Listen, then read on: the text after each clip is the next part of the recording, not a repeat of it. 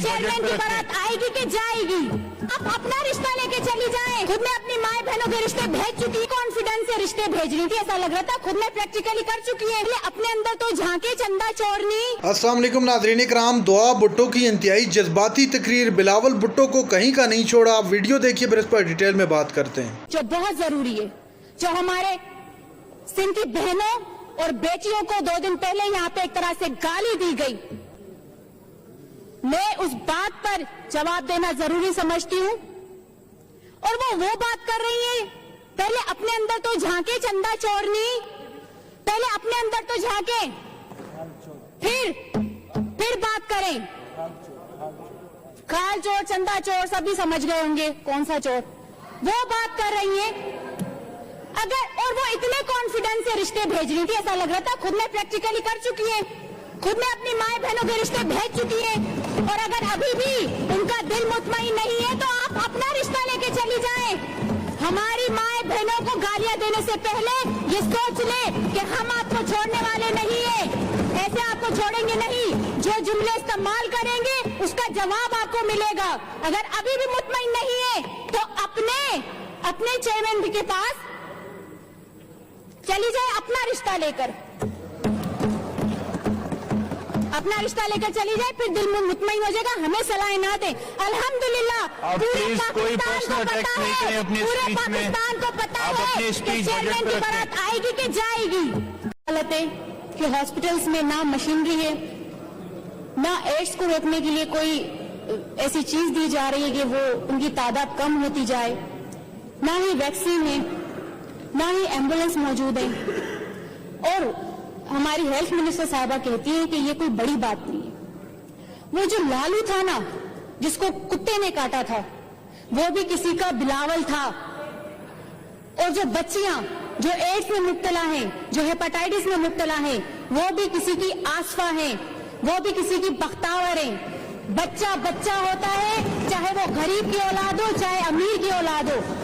बीमारी बीमारी होती है, चाहे अमीर के बच्चे को हो चाहे गरीब के बच्चे को हो। अल्लाह ना करे कि आपके बच्चों को ये बीमारियां, और फिर हम यहाँ पे पूछें कि ये बड़ी बीमारी है या छोटी बीमारी है। जल्दबाजी में बहुत सारे सामान ले लेते हैं ट्रॉमा सेंटर के, जो गोदाम बन गए, उनके गोदाम बन गए लेकिन इस्तेमाल नहीं किए जा रहे, सड़ गए। वो एड्स इतना क्यों फैल गया है? हॉस्पिटल में एम्बुलेंस क्यों मौजूद नहीं है? दवाइयां क्यों मौजूद नहीं है? वैक्सीन क्यों मौजूद नहीं है? वेंटिलेटर मशीन क्यों मौजूद नहीं है? और कुत्ते काटने की वैक्सीन क्यों मौजूद नहीं है? क्यों उन बच्चों को नहीं दी गई? क्यों उन फैमिलीज को नहीं दी गई जो 5-5 घंटे हॉस्पिटल्स में इंतजार करके चली गई और उनको जवाब मिला कि वैक्सीन नहीं है? करप्शन की इंतहा होती है। कब ये गड़ा भरेगा इस सिंध हुकूमत का, इन वजीरों का, इन लोगों का, इन हुक्मरानों का कब गड़ा भरेगा? वही ना दिखने वाले कारनामों के चर्चे। मैं अगर इस हाउस में पिछली बजट सीएम साहब की सुनवा दूं तो यहाँ के मेंबर्स की चीखें निकल जाएंगी और फिर उनके नारे वो आसमान को छू लेंगे, क्योंकि कारकर्दगी तो कहीं भी नजर नहीं आ रही। वादे हजार, कारकर्दगी सिफर की सिफर। किसी को याद हो ना हो, हमें जरूर याद है वो समंदर को साफ कर देना और फिर वो गरीब आवाम को पहुंचाना पानी।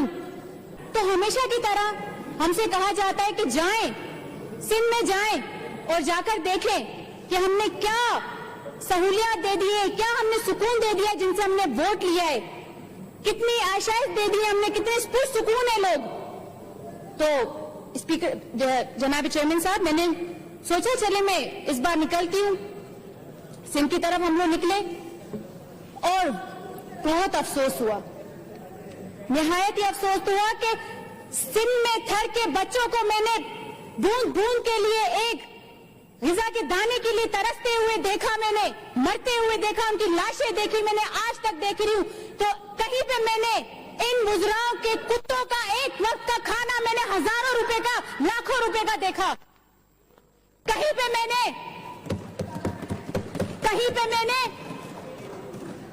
उन जिसकी इज्जत की बात करते हैं, जिन बहनों की बात करते हैं, जिनकी लड़ी की बात करते हैं, उन बहनों को मैंने रोड और रस्तों पे डिलीवरी करते देखा। उनको एम्बुलेंस भी मौजूद नहीं, उनको पट्टा भी मौजूद नहीं, और कहीं पे मैंने उन वुज़राओं के आगे पीछे 20-20 मर्सिडीज का प्रोटोकॉल देखा।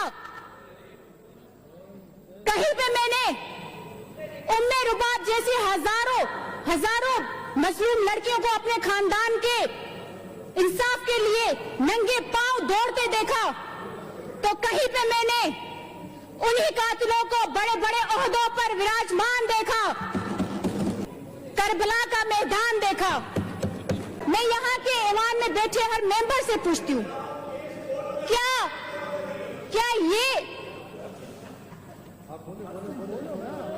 ये वो जनाब चेयरमैन साहब, क्या ये वो सिंह है जिसका ख्वाब